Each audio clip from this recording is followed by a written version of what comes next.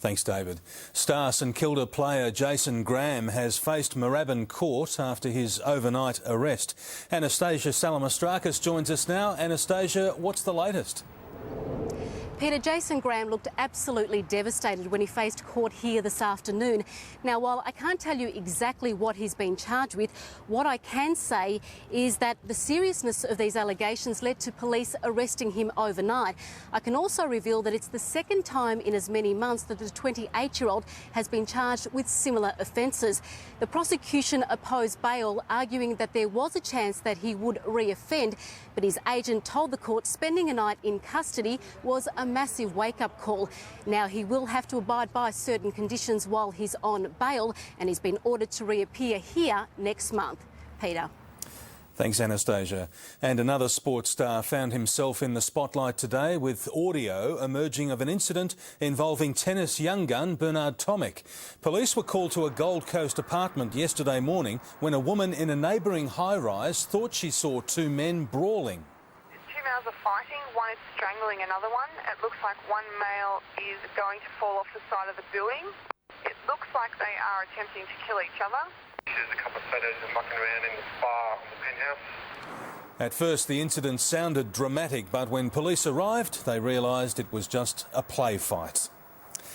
With today's warm weather, a reminder that bushfire season's almost upon us. Residents in fire-prone areas want politicians to sort out a row over high-tech communications systems. Experts are warning lives will be put at risk if agreement isn't reached soon. Here's Brendan Donoghue.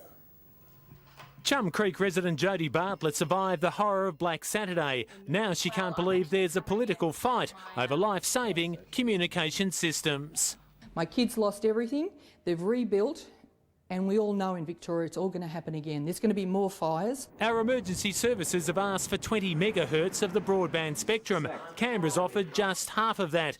King Lake resident Anthony McDonald, who lost 3 neighbours, says it's like playing Russian roulette. I think stop playing games with people's lives. It's something that potentially it would put people at risk if we've got reduced bandwidth. Canberra hit back. I haven't pulled the number out of a hat. We've asked the experts to advise us. The Premier sums up the fight in 2 words. Just crazy. The opposition says Ted Baillieu should call the Prime Minister and sort it out. Authorities are warning of yet another dangerous bushfire season, particularly after a wet spring and high growth. Power companies and the state are spending $750 million upgrading power line circuit breakers so they can be shut down by remote control, with underground wires considered too expensive. We need to be guided by what will deliver the best safety dividend for the available money. Brendan Donoghue, 7 News. A jackpot of $70 million is up for grabs in tonight's Oz Lotto Super Draw, and it seems most Victorians have their fingers crossed for a life-changing win. Rebecca Madden is in North Melbourne tonight, and Rebecca, there's still a chance to grab a ticket.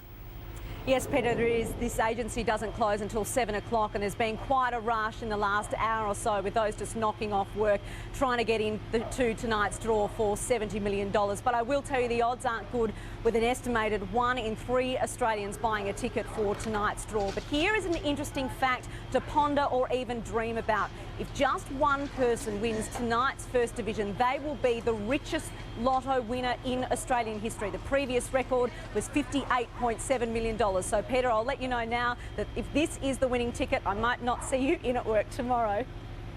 I'd imagine that. Thank you, Rebecca. Residents are being warned about the perils of snakes in suburbia. As Margaret Decker reports, numbers of the reptiles are expected to be higher than ever this summer, and experts want people to safeguard themselves and their pets. The sun's out and so are snakes. With hibernation over, it's peak season. He was found in a children's playground out of Caroline Springs. Each year, around 160 people will be bitten across Melbourne.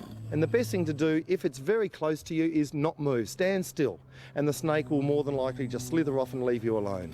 It's not so easy with pets. Both of Marie Smith's dogs were bitten this year while running through vacant land behind her house. Paris was attacked 4 weeks ago. Melon was bitten in April. You've got to know your dog or your cat. Understand their behaviour. See, Melon's behaviour, his barking wasn't normal. They can be dead within minutes if they have a severe bite. Some of them, though, take a day or so. Some of the toxin is quite complex. With the temperature now hitting the 30s, there are a number of simple but important steps to take to help safeguard your beloved pet. Install fencing, avoid waterways and avoid sunset walks. Snake season typically lasts until April. Margaret Decker, 7 News. Ahead on 7 News, anger over a Facebook page for a teenage backyard fight club. Also how the average family car could trigger asthma attacks.